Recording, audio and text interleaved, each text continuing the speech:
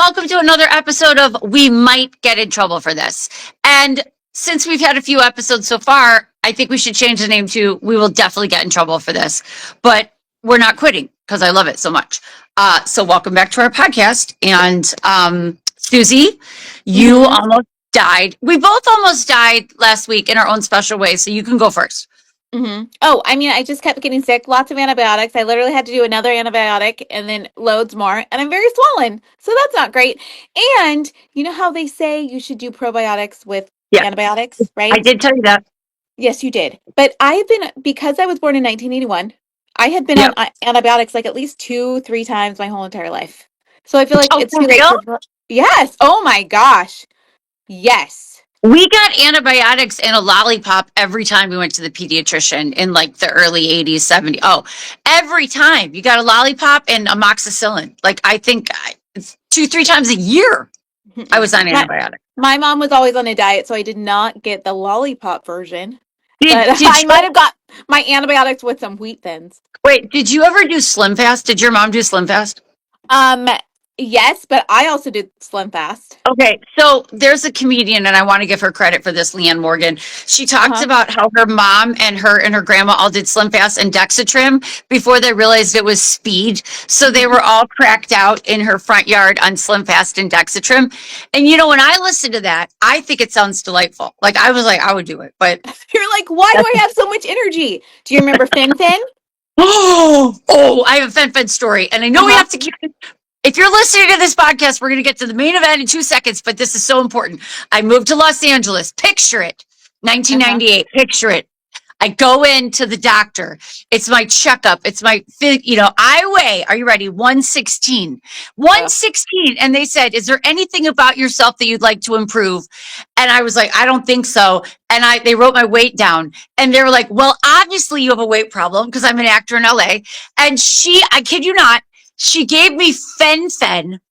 She gave me Fen-Phen because I weighed 116 and I started taking it. And if I hadn't seen Jesus before, I saw Jesus and all the disciples. I was out of my loony mind. Thank God I only stayed on it for like 4 days. I don't even know why I was taking it. She was like, this will just help you be a better actor. I don't even know if they said it was weight loss, but they gave me Fen-Phen, no joke. And Yeah, I it took really her. worked. It really worked for people. People got really skinny, and then they also had heart attacks. Well, I mean, Yeah, 6'7", weigh it weigh out. It's weigh it. not. And then Olestra came out, and everyone pooped their Oh, pants. Remember that one? Alexa and the Snackwell's Cookies girls. That was Yes. some long car rides home from Trader Joe's. Yep, there's Was there no doubt. Trader But Joe's? I don't I know. almost beat death. Well, I did beat death because listeners probably know I'm a cancer survivor. And then I had some symptoms, and my doctor had to do some more tests to see if there was another kind of cancer.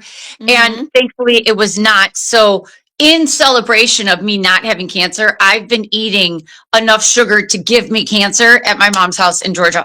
I feel like if I'm alive, I should eat 7 Cadbury eggs a day because Yes. that was what was in my Easter basket. They're not Oh, even good. they're so good. Wait, if No, you're they're gonna cheat, not. okay, if you're gonna cheat and eat chocolate, what are you gonna eat? You, Susie. I love Cadbury eggs. I was A raised on cheap Lindor. candy. Yeah, okay, you're bougie. Uh-huh. Yeah. But otherwise, no. Otherwise, there are protein bars that have no carbs and are high in protein and taste just as good as a Snickers. I can't What? even. Like, what would be I the mean, point? okay, so you're bougie now, but you were ways not bougie. So you just come over to your Yeah. bougie self. I'm still not bougie. If I do not like to buy a clothing item that's more than an El Pollo Loco value meal. All right, maybe. All right, maybe. You So do I shop said at Target. I'll give you I credit. do. Yeah. Well, now I'm Okay, and upset with them. I'm upset with Target. So, yeah, there's you a know, whole thing, and I wear your whole Target thing. hand-me-downs. But we have a great episode today, and I'm really excited about it because I am in the great state of Georgia, and I am with my mother, Barbara Pomeroli, who is our guest today. And we're going to talk to her because there's a lot of things that we could talk about with my mother, but that's just too many podcasts. What we're going to focus on today, Susie, is my mother, author of Seas of War, the book, The Diary of a Red Cross Worker in Vietnam, because this little lady from the great state of Alabama went to Vietnam and served her country on a war hospital ship called the USS Repose for 18 months, 13 months, very long.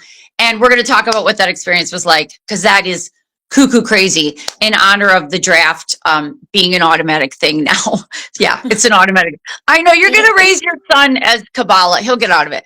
Okay. Well, welcome to the podcast, Mom.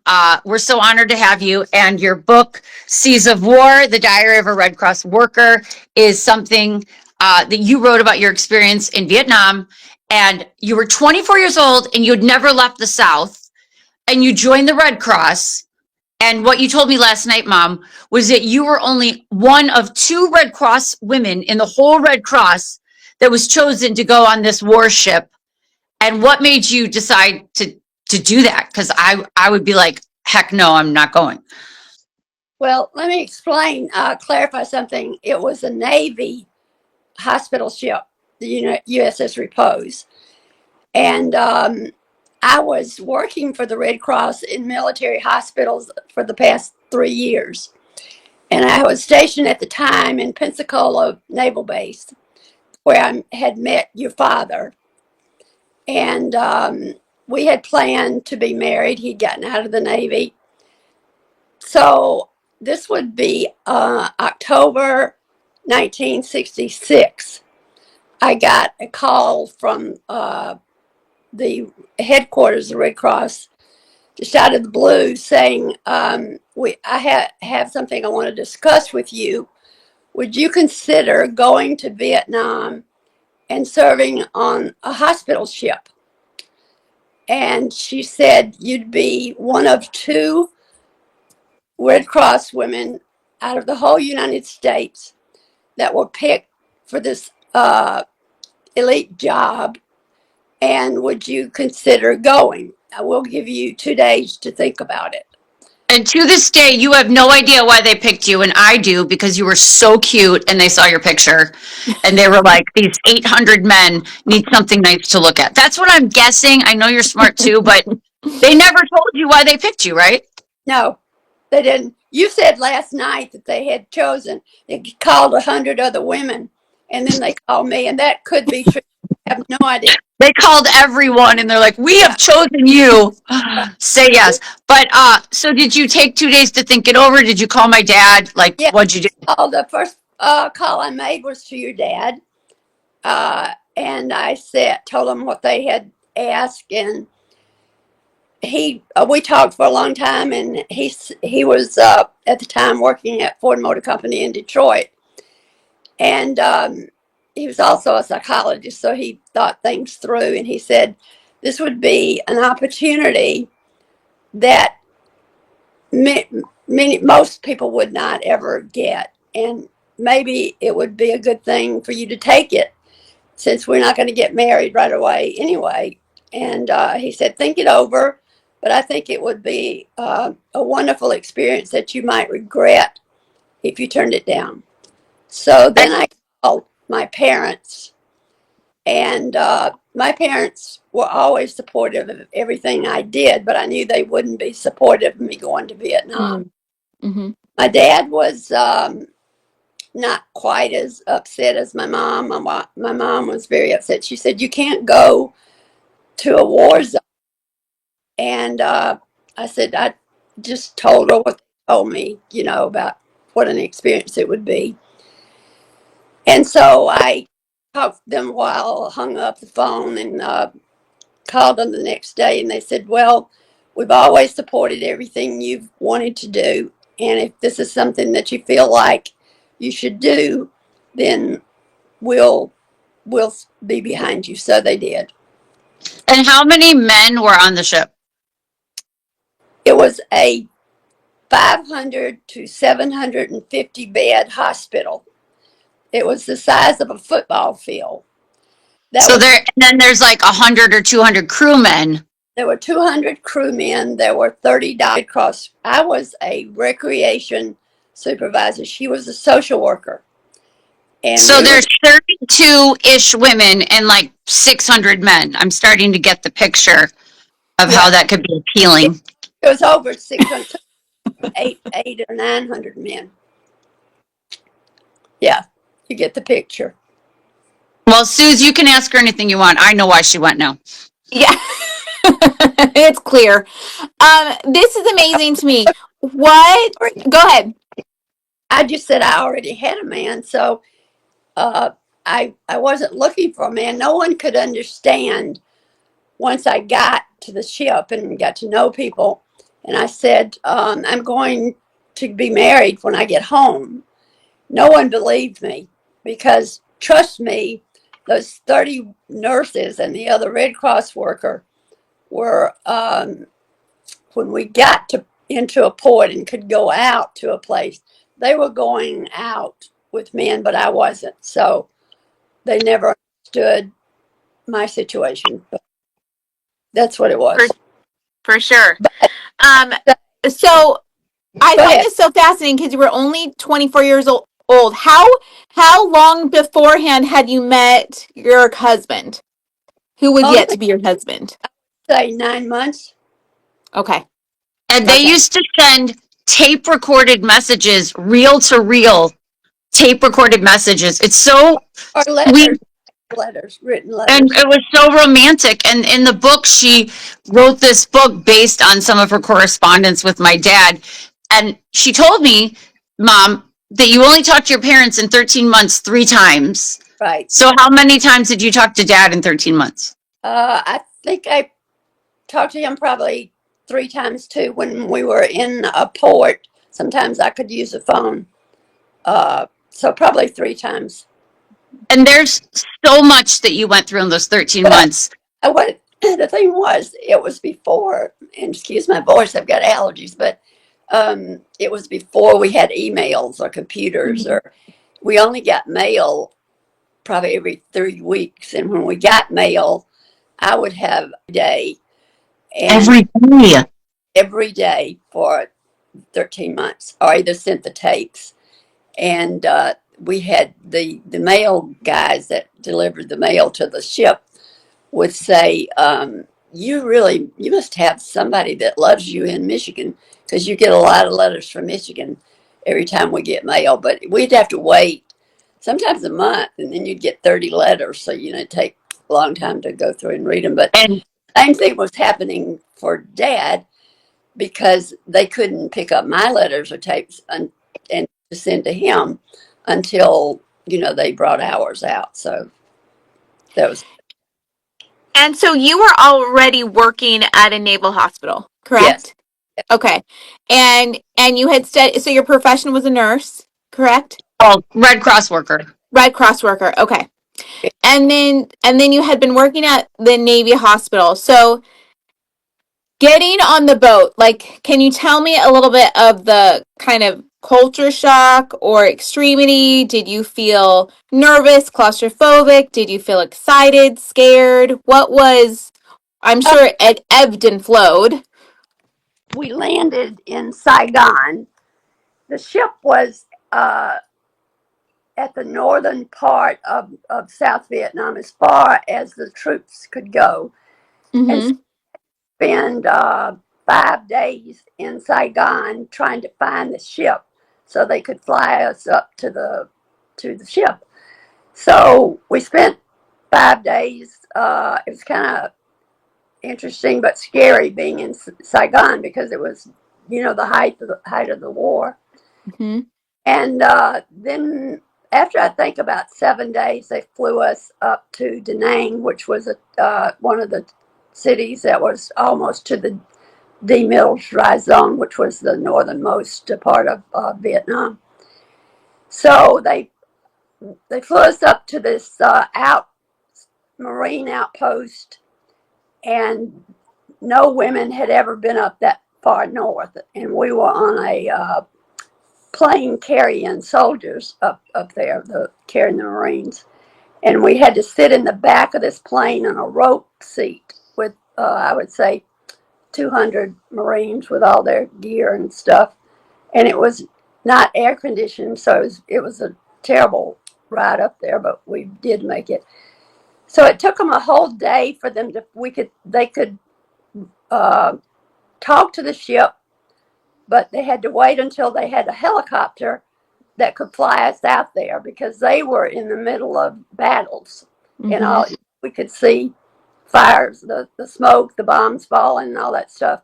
And they finally found a helicopter to take Fran and me and one other nurse that was going out there. And I had never, of course, been in a helicopter. This was very scary. If you ever seen a picture of a Chinook helicopter, it's the big one.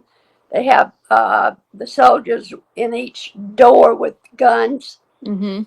So they flew us out to the helicopter, and we could see it from the air, and it was just beautiful. This white ship sitting out in the middle of the ocean. I think it was scary landing on the end of this ship in this helicopter.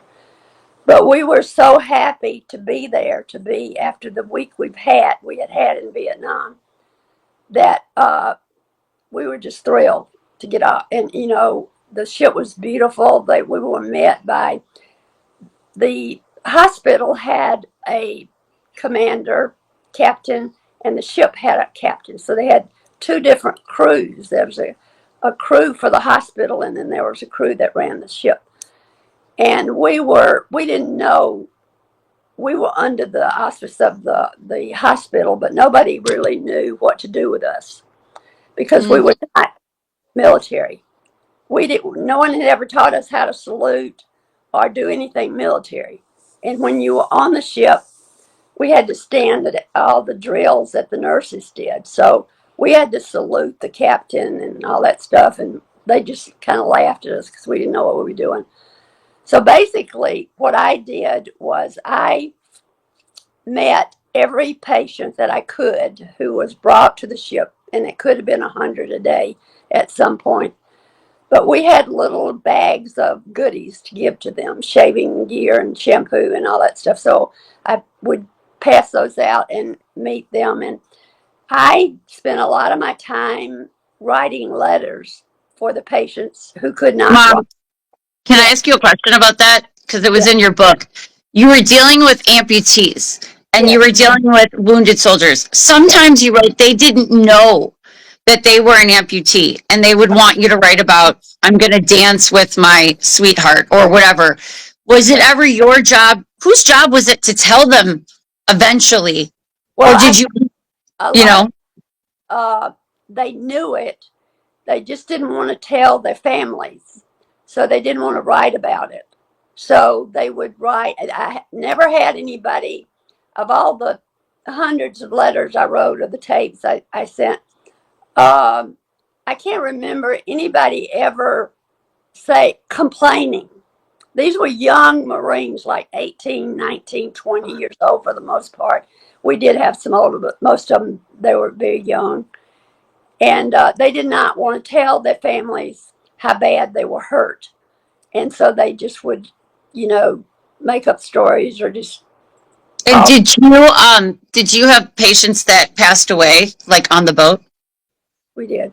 And the sad thing was I had at least three that I wrote a letter for them, and they died that day. So that the letter that I wrote for them was the last communication they had with their families. So those were really, really. And what would happen to the bodies? Did you have a morgue on the ship? Oh, they would fly them to Japan. They would take them back to Vietnam, and then fly them to Japan and then home. Mm-hmm. So, and would you say, like, was that the most difficult thing that you did while you were on? What was your most difficult? Yeah, the most difficult thing was the ICU ward, where the burn patients were the most horrible. Their bodies were sometimes just burned all over, and it took them some time to get them stabilized to send, to Japan to a hospital. So I had to write many letters for those guys who were just wrapped in bandages from head to toe, but they could still talk. And they could still see. Most of them, some of them couldn't see. Most of them could see me. And so what they wanted to do, and I did as much as I could, they wanted me to come back and talk to them. So I would try to do that. When you have 500 patients and most of them want something or need something, and it's just Fran. There were only two of us. Of course, the nurses were really good too, but they were taking care of their wounds and whatever. We were trying to cheer them up and just talk to them. Some of them, many of them, the ones that were not quite as badly wounded, the things they would say was, "It's just so nice to see a blonde. You, are you the first female I've seen in 9 months?" Or something like that. Wow. "Please come in. I love to hear your accent. Would you please come in and just talk to me?" And Yeah. so I did, a lot of that. I played a lot of games. We had games that we played, like checkers and dominoes and board games and that sort of thing. And No. Do you know what this is, Susie? Do you know what this is reminding me of? What movie? The Notebook. The Notebook. Oh, yes. I kept thinking of Adam. MASH. No, Rachel McAdams meets James Marsden and he's all bandaged up, and then he turns out to be this gorgeous Southern senator later. It's funny that James Marsden didn't have any scars from the war. Like when he got all Yes. that, he was flawless. I'm But sure they were emotional. I'm sure they were just inside. But Mom, and you did have some funny moments on the ship. Do you want to share some of the more like the Buddha belly thing where you had to put your face in that guy's stomach? anytime a Navy ship crosses the equator, Yes, Susie. a ceremony that the crew members who have not crossed the equator have to go through, and the crew members who've crossed the equator get to do the ceremony. And if they are enlisted men, they get to do about whatever they can to the officers, and the women, they love doing that. But the crew members, they lined up down on the deck where the helicopters were, and they put this off. They picked the fattest guy in the group, and we did have a couple really fat Navy guys. And so they put this muddy stuff in their stomach, all over their stomach. And then we had to get on our knees, and they would push our face into that stuff, whatever it was. I don't know. Then, after we did that, they had this long hose that was filled with garbage. Had to crawl through that garbage to get to a thing of water to sort of get some of that stuff off.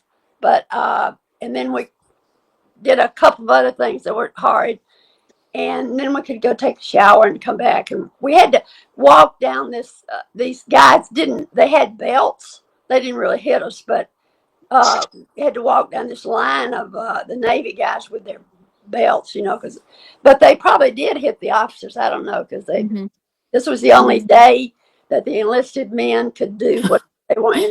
They get, and I bet they would take advantage of that one. right after we crossed, the shellbacks were the ones that had crossed. So then we got the certificate for the shellbacks.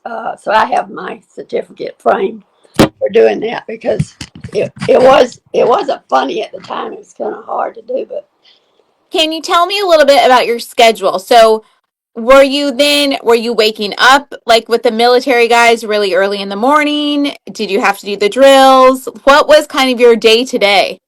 have to do any military stuff except when they, about once a month, they would have drills where all the officers had to stand out on the deck and have inspection by the captain and the executive orders. And so we had to stand. We had dress uniforms too, so we had out there nurses. But like I said, we didn't know how to salute or anything do like that. So uh, they would say, just do the best you can, and we just put our hand up there. The other thing is, when we were in port, and I'll tell you, we got to go to the Philippines, I think 4 times, which was not, after you've been there once, you didn't really want to go back, but it was a way to get off the ship. We went to Hong Kong, and we went to Singapore, which were Oh, wow. trips. But when the ship was docked, anytime you went off the ship, you walked back up this tall ladder, and there was an officer standing on guard at the top of the ladder, and you had to salute to get back on the ship. So we had to do some kind of salute. I can't remember. Mm-hmm. Probably, they laughed at us all the time anyway. Uh, but Fran and I were unique in that we answered to nobody. I mean, we weren't in the military. Mm-hmm. Captain of the hospital was kind of our, I guess, our boss, but he never told us anything to do. He said, "You're doing great." The thing we did was we did two. We called them fantail follies, two entertainment shows, and the Mm-hmm. crew members to dress up like in their tutus and do dances, and we had a lot of talent. So they would perform songs and dances, and the nurses sang, and we wrote songs and sang. And the first one we did, the captain of the ship wrote us a letter, and he said, "I've been to a lot of Broadway shows, and I've never been entertained like I was with this. It was wonderful." And so that's what everybody said. And then after that, they wanted to do another one. It was a lot of work. Fran and I had to make sets for the stage, and we had to do I mean, we got volunteers to help us, but we had to do all that. And Couldn't Mom, go there's ahead. so much that you went through, and I could talk. We don't have a lot more time, but I do want to ask because you were raised in a Christian home. I know that was part of your journey.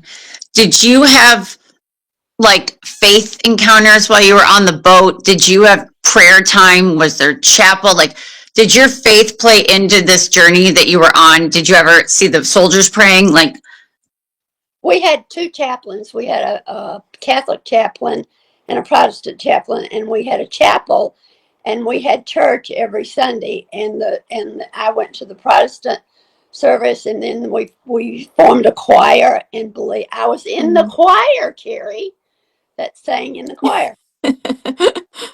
We had robes. They ordered robes for us to wear. it's very Like holy. a lot, we had our chapel out on the back of the ship, which was, well, actually the middle of the ship had a deck that was open, and it was hot. Oh, it was so hot. And then finally they gave us one of the patients' rooms that we could use when there wasn't a patient. There's a lot of times we could have it inside where it was air conditioned, but uh, I a lot of the patients did come to the I mean, they could come if they wanted to. The ones who could walk. Uh, I don't know that. I don't remember really, and I could have done it, and I don't remember praying specifically. We were not supposed to do that. We were not supposed Mm-hmm. to Mm-hmm. about religion to anybody. So I probably did not do that, but we did have church, two churches, Mm-hmm. and we had services every Sunday. So I was able to go to church and participate in that. And the chaplains were very much part of what Fran and I did because they were there also to help the patients, and that's what we were supposed to be doing too. So I got to know the chaplains real well. Well, I'm going to let Susie ask you one more question and then we'll wrap it up. Yeah, this is kind of a unique question, but as so you come home, right? I'm sure that was it a transition to be back home, or were you just so grateful to be home? Um, I was happy to be home. The thing that really hurt at the time, it was during the time of all the anti Mm-hmm. marches and whatever, and the soldiers that came back through the airport got things thrown at them and yelled at them, and we actually looked like we were in the military because we had on our uniforms were like the nurses' uniforms, and so we really were afraid coming back through San Francisco. Yeah. No one ever said anything to me or threw anything at me, but that was the hardest thing about being home was seeing how the American people were treating the soldiers, and they did that for years. And these soldiers didn't want to be there; they were drafted. It wasn't Exactly. their war; they didn't have a choice; they had to go. And why in the world could American people treat them like they did? And I honestly believe that's the reason that we have still today, maybe not Vietnam veterans, but had so many homeless veterans because Mm-hmm. they could not adjust. And honestly, I had to work here for 4 months at Fort Campbell, Kentucky, but Dick and I were planning our wedding during that time. So I had something happy to focus on. And I we were asked to make speeches. I'm speeching. That was not my thing, but I did a few of those. But I did work in a hospital here before we got married. But I think that kept me from really feeling what these servicemen were feeling, and what was happening to them. And honestly, it was in I think the 1990s when a kind of a turnaround happened with the Vietnam veterans. People Mm-hmm. started recognizing their sacrifices, and they put up a woman's Vietnam memorial in Washington, D.C., and I was able Yes. to be a part of that. And they had the wall. Also, whose song was at the Women's Vietnam Memorial? No, it wasn't at that one, but it was Dick wrote a song about me. We cried together at the wall. And it's Uh, on YouTube. He wrote a song for my mom, and it's on YouTube. Yes, and they did sing it at a lot of veterans that's so, events. So Yeah. But mom, how would the you do it other. again? I Hold on. think but I feel like as I got older, I didn't have. Uh, I don't know. I felt it, and I even feel it more now. Like it has effect. I've had a lot of health problems. Mm-hmm. Um, we were exposed to Agent Orange and all those gases over there because the ship was right out there where they were. Yeah. And I've had 25 surgeries, major surgeries. You've had cancer 3 times. Yes. And so I didn't dwell on the fact that I don't know that it was caused by Agent Orange. The doctors think some of the things could have been. Mm-hmm. I had 2 miscarriages, and they thought maybe that was a part of that. But no one really knows. And since I was not in the military, I was not a part of. The benefits. You didn't get Right. any benefits. They Uh, don't really think you guys the way that they think the military. well, I think the military people that were there. Anytime I meet a military person now, they can't thank me enough. I have met several patients who were on the repose, not necessarily when I was there, but a lot of people know about it, and they were so appreciative of what we did. I mean, so Mm-hmm. I got a Well, lot. we are very grateful. Yeah. I'm grateful that you It's wrote this. amazing.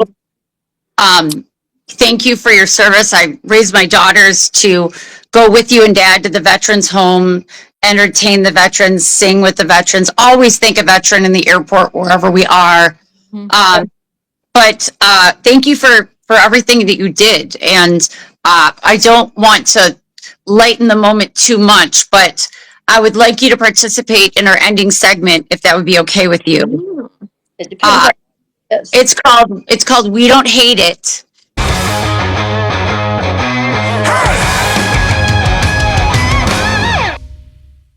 Okay. So, Mom, we're so excited that you're going to participate in the We Don't Hate It segment.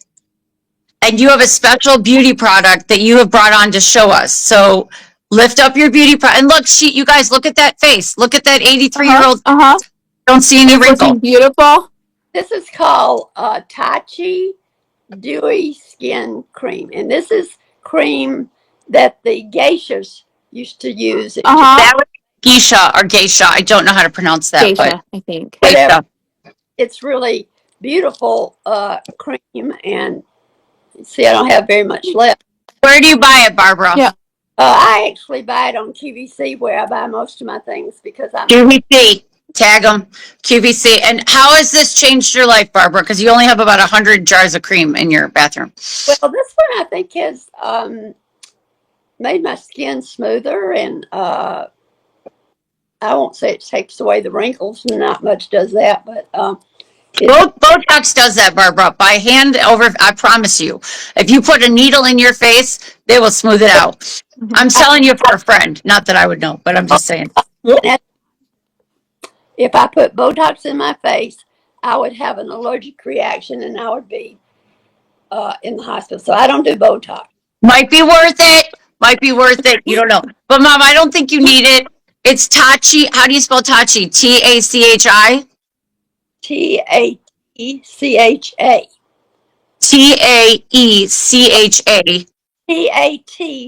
Tatcha. Okay, we will tag them. We'll put it in the show notes. Put it in the show notes, Mom, and you look beautiful. Susie and I could take a lesson. We'll stop putting needles in our face, and we'll buy the Tachi cream.